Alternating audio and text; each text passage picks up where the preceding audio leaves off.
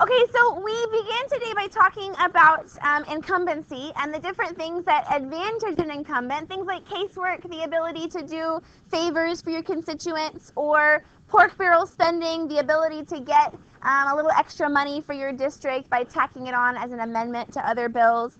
But we know that incumbents also face some disadvantages. Like when people get so angry at government or when a big scandal happens, only the incumbents stand to lose. Challengers get a benefit. They get a boost when people are angry at government. A good example would be like thinking about like the election of Jimmy Carter. My A pushers will at least get this inside joke, right? So remember guys, Jimmy Carter? Remember, what was his profession in life? He was a peanut farmer. Remember that the reason he was elected was because he was not in Washington? Like, he knew nothing about national government. Sure, let's put him in charge. And he was a really nice guy, don't forget that. But it didn't have any experience. And so there were lots of probably very well-equipped and experienced candidates who were passed over when Jimmy Carter won because there was this anger at the system in place. And although that's sort of like a broad, like, national example, this happens a lot in Congress. If there's some kind of scandal going on, incumbents can tend to face threats. So don't forget that. Okay, so here what I want us to consider. You don't need to copy all these down. I'm quite certain that you could come up with some criticisms of Congress all by yourself. You can write down a couple if you want to. But my sort of overarching point here is that lots of people criticize Congress. It goes too slowly. They antagonize the president a lot. They don't antagonize the president enough. They are too representative. They listen. They follow the whims of the people too much. They're not representative. They don't listen to the people and do what they want. They don't have any idea what it's like to be in real life. Whatever it is. But I'd like you to consider that most of these criticisms aren't failures of Congress. Congress is doing exactly what it was designed to do in the first place. Think about inefficiency. The American founding fathers deliberately created a bicameral legislature where one body was going to be younger, less experienced, more linked to the people, representative of smaller areas. The other body was going to be older, more experienced, more educated, linked to in-status politicians. Remember, originally the Senate was going to be chosen by legislatures. Representatives of much wider areas, in this case an entire state, there for a longer term, and so on. And I don't think the founding fathers were idiots. I think that they knew exactly what they were doing, that it would require something really important to get an agreement of both of those very diverse kinds of people. So when Congress is inefficient, when it has gridlock, when they don't get anything done, I think maybe that's what the founding fathers were creating in the first place. Or think about the criticism that Congress is not representative enough. They don't know what it's like to be real people. They don't listen to our real interests. They don't do what's best for the country. Remember, under the original Constitution, the Senate was deliberately supposed to not listen to the people. It was deliberately supposed to be focused on the interests of the states and their governments, was supposed to be removed from the influence of the population. So the founding fathers, I don't think, would have seen that as a flaw. They would have been like, yeah, right, we definitely don't want Congress to be listening to the crazy masses of America, right? Again, one of the things that you want to be able to do, for example, would be to identify a criticism of Congress and then identify a feature of the U.S. Constitution that created that criticism. So why is it, what is the structure of government that promotes this inefficiency or problem or whatever it is? So again, just sort of a thought. One last sort of thought to leave you with about congressional approval ratings. Although we all tend to hate Congress, and at one point a few years ago, congressional approval ratings were lower than people's approval rating for roaches. That's right, people approved more of roaches than they did of Congress. I don't even know why anyone would approve of roaches exactly, but that's what happened. I think I think I've misphrased it. I think that it was a favorability rating, so the favorability of Congress. So that people ask, like, on a scale of 1 to 5, how much do you like Congress? And their score, on average, was lower than roaches. Not sad.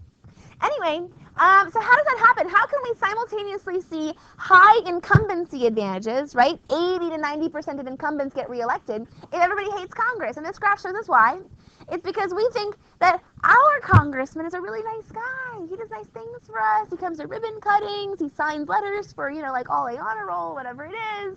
It's all the other guys from those other districts who are super corrupt and wasting the government's money and like ruining the country. But if we all think that, guess what happens? We get this, it's true, no joke. We get the same Congress in power over and over again. Incumbents stay there, and then like more of the same continues to happen. So those incumbency advantages tend to be focused on your district only. So your people like you, and everybody else, doesn't. Okay. So let's shift gears to talk about the actual function of Congress. How does it really work? And we're going to begin by talking about these three organizations who were created by Congress. So they're funded by Congress, and it's their job to help Congress do its job. So for example, there's the CRS, the Congressional Research Service, and I'm sorry if I'm being a little bit too nerdy for you, but I think it's the coolest job ever. Literally, their job is to be asked a question, hey, what will happen if? Hey, can you tell me about this thing? Hey, what's this thing over here? What does that have to do with anything? And they get to go look it up and like put together a whole bunch of research and information and then present it to the Congress or to various congressmen who requested it and say, hey, look what I found. Isn't this cool? Doesn't that sound fun? No? Me? I think so. I think it sounds cool. Anyway, now the point of the CRS, the Congressional Research Service, is to provide a non-biased source of information, right? This is supposed to be like congressmen who just want to know information without any policy objective in place. They just want to be able to get information. But functionally, we know that the Congressional Research Service is a place where interest groups have influence. Because remember, like think about when you have to go do research for a project, right? Like in a science class or in history or whatever. You have to find experts somewhere. And guess what? Most experts tend to have an opinion, right? Like, if you want to ask if fracking is safe or not, well, who has done the most research in fracking? Yeah, oil companies, right? People who are engaged in the process. They've been gathering the data. They've been studying it the most closely. Now, because fracking has become like a bigger thing these days and has become more controversial, there are also lots of environmental groups that are doing studies. But guess what? There's no neutrals body doing studies on fracking, are there? So when the Congressional Research Service goes to look up and see how is fracking working or not, is it a threat or not, they're going to have to either take data from oil companies or from environmentalists. And so you see now that interest groups do have some information. Now, typically what they're going to do is take both pieces of information, but still, the interest groups are going to get their say. They're going to get to have their opinion represented. Then there's the CBO. That stands for the Congressional Budget Office. The CBO's job is to hire a bunch of smarty pants economists. That could be you one day. They're supposed to look at all proposed legislation and report what they think the economic impact will be. So they're going to say, okay, here's how much the bill's going to cost up front. Here's how the bill might affect the economy. Is it going to grow the economy or shrink the economy? Here's how that might change the tax base. Is that going to raise our revenues or decrease our revenues? So here's the overall impact. So for example, when somebody proposes a tax cut, right, the Bush tax cuts, you guys might remember those. If somebody proposes a tax cut, the CBO is going to look at the tax cut and say, okay, immediately, here's how much money we're going to lose by cutting taxes. Here's what we predict might be the impact on the economy. The economy might grow a little bit because, there's more money to invest. Here's how much we think it might grow. Here's how much that we think that will increase the tax base over time. Here's what we think is the ultimate impact of that law going to be. And so that's the job of the CBO. And then finally, there's the GAO, which is the General Accounting Office. And their job is to help with oversight. Now, oversight is a sort of function of Congress that means to kind of to look over the shoulders of members of the bureaucracy. So when Congress passes a law, they create a policy, they say, here's what we want the government to do. Well, then it's their job to keep an eye on whoever it is. Let's say they pass a law about immigration. Well, it's their job to watch, the Immigration and Customs Enforcement people and make sure they're doing what they're supposed to be doing. Hey, how are you implementing this law? How are you spending our money?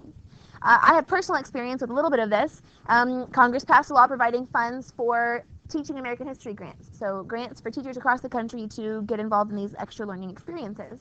Well, but when we did these grants, so I was a member of the Teaching American History grant for 6 years, when we were doing these grants, we had to submit all kinds of paperwork. We had to submit information about our students' test scores and how the strategies that we learned changed our students' performance.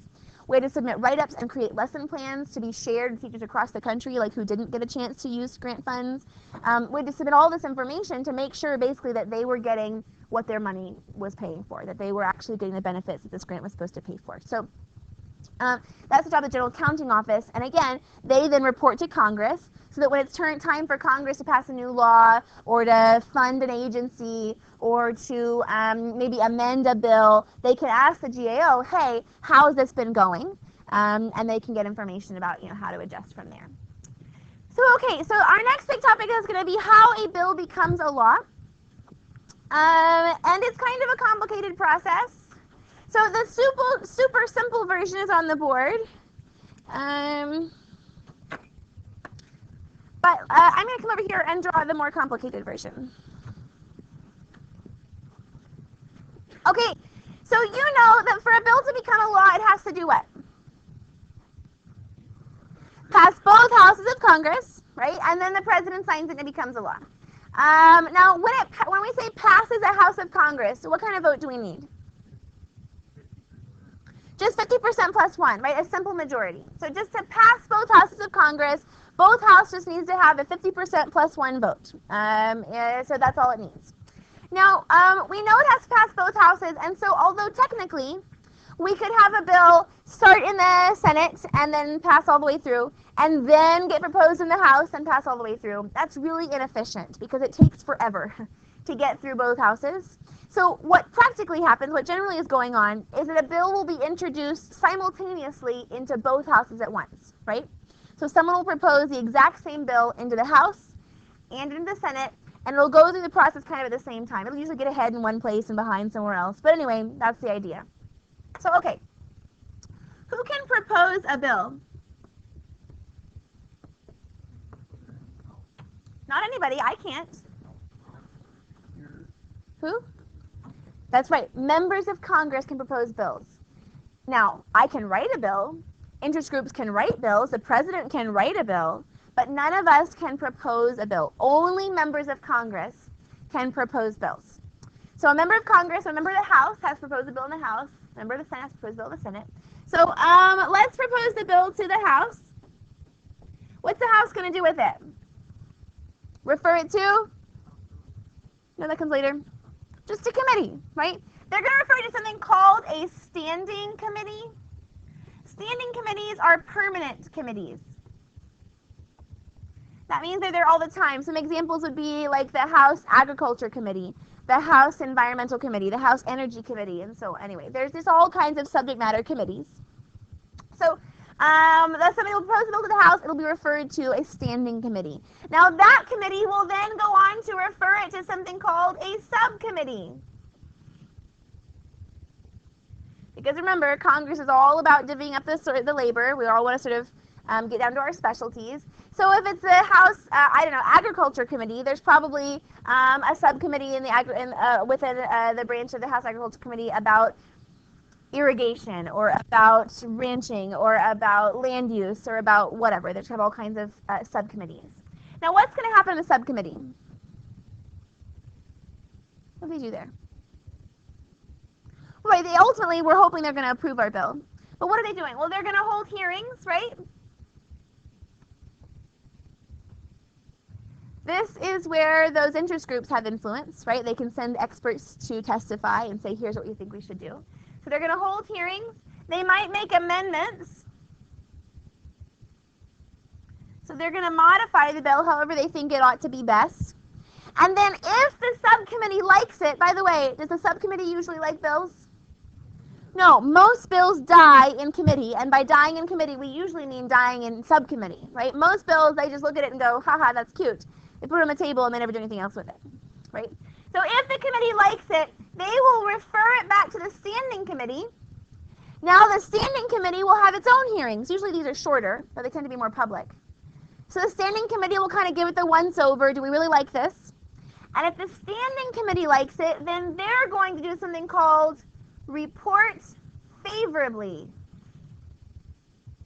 which is a fancy way to say they like it. They're going to report favorably, and they're going to send it to the floor, but this is the House of Representatives, so we have to make a detour, right? And what's the detour? To the House Rules Committee.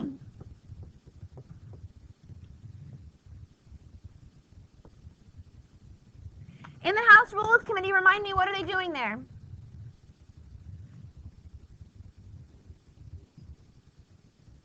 They're going to set a time limit, and they're going to decide if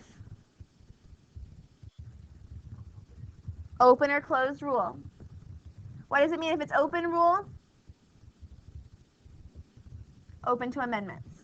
Germane amendments only, because this is the House. Right. Now, if the Speaker of the House does not want a bill to be voted on, will the House Rules Committee propose it to the floor? No. So a good example of that is like in the 2012-2013 congressional session, there was immigration reform was big on everybody's minds, and so the U.S. Senate passed an immigration reform bill. And there was a bill in the House. The House was controlled then by Republicans. John Boehner was the Speaker of the House. But Boehner and lots of Republicans were in favor of immigration reform. They wanted to make some changes to how the immigration system worked. And so they had this bill. There was a whole bunch of activity going on. Most people believe that the bill would pass because although it was a Republican proposed bill, there was a fairly significant number of Democrats who were willing to vote with it, even though there were some Republicans who didn't want to vote for it. But although they had lots of bipartisan support and it probably would have passed, John Boehner and the House Republicans didn't want to go on the record as supporting a bill, as voting for a bill that couldn't pass without Democratic support, right? There was enough Republicans who were not going to vote for the bill that they had to have the Democrats to get it passed, and they didn't want to go on the record as working with the Democrats. So Speaker Boehner, although he wanted the bill to pass, told the Rules Committee, do not refer this to the floor. We're not going to take a vote on this bill. And so lots of Democrats were really angry about it, going, hey, if you just put it to a vote, we could have passed this law. You wanted the law, we wanted the law, why couldn't we pass the law? But then it was politics, right? Because Boehner and lots of other Republicans would have had a tough time getting reelected if their constituents saw them as working with the Democrats. So that was, how it kind of works. Anyway, okay, so the House Rules Committee, if they're allowed to do so, they will refer it to the floor of the House, and it will go up for a vote. Now, if it comes for a vote, then we're going to send it somewhere else. But let's go on. What's been happening in the Senate? So at the same time, what did the Senate do? They sent it to committee. What kind of committee? Standing committee, right? Did someone just say sitting? And they're going to send it to subcommittee.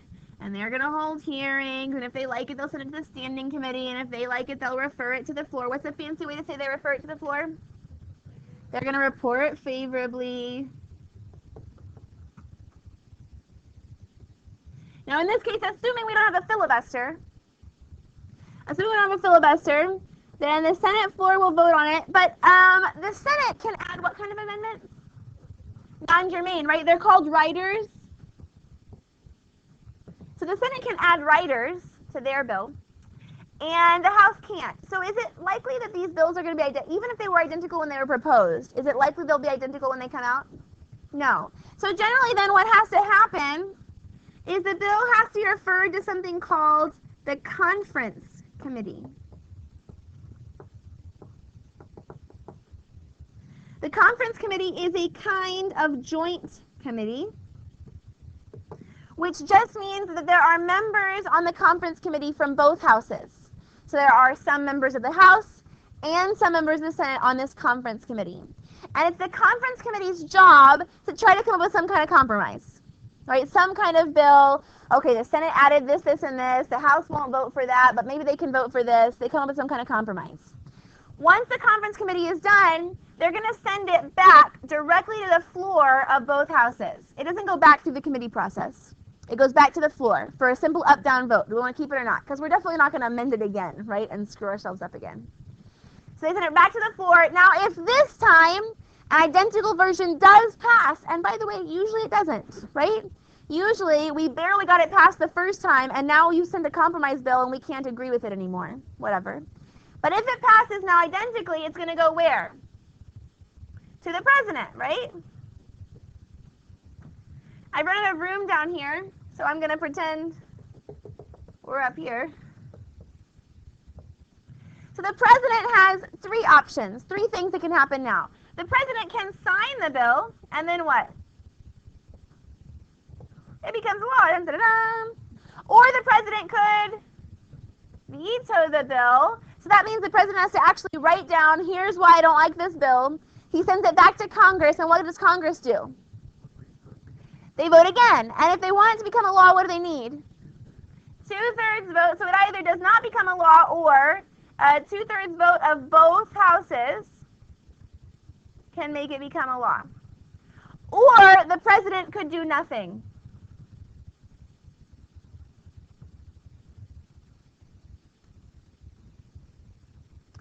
If the president does nothing, there are two options. If he does nothing and 10 days pass and Congress is still in session, what happens? It becomes a law, right? If he does nothing, but 10 days pass, Congress is still in session, it becomes a law without his signature. Basically, it's like, too bad, Mr. President, you missed your chance. Will you stop the music just briefly, please? On the other hand, if he does nothing and Congress adjourns, we'll just finish this as our last part. If Congress adjourns within 10 days, then what happens? It's called a pocket veto. It does not pass. This is a pocket veto. All right, and so we'll stop there.